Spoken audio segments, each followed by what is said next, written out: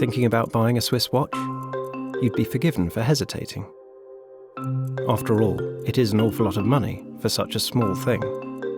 It wouldn't be unreasonable to look at a typical watch brand's glossy ads, celebrity endorsements, and boutiques in prime retail destinations, and conclude that only a small fraction of the cost goes towards making the watch itself. But you'd be wrong. So why do they cost so much? Let's start with the beating heart of every mechanical watch, the movement. Even the simplest movement is made up of over 120 tiny parts, each machined to tolerances within a fraction of a hair's width. Some are then polished by hand, before being tweezed together again by hand, then painstakingly fine-tuned. Most movements are sourced from white label suppliers, like Etta or Solita, but the finest are made entirely in-house, and that comes with a hefty price tag. The machinery needed to make one? A cool 10 million euros. The R&D?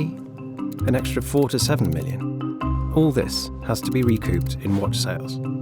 There are economies of scale in play too. The cost to machine a single gear wheel for a watch produced in the tens of thousands will be relatively cheap. But what if you're only producing a few hundred? It's no wonder the costs quickly pile up. And that's before you've considered the case, the dial, the crystal dome protecting it. They all demand an extraordinary set of skills rarely found beyond the valleys of the Swiss Jura Mountains. And herein lies the crux of the matter: Switzerland.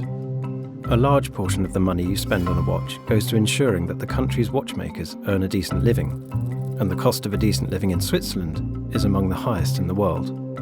But look at what you're getting in return. Something that's far more than the sum of its parts.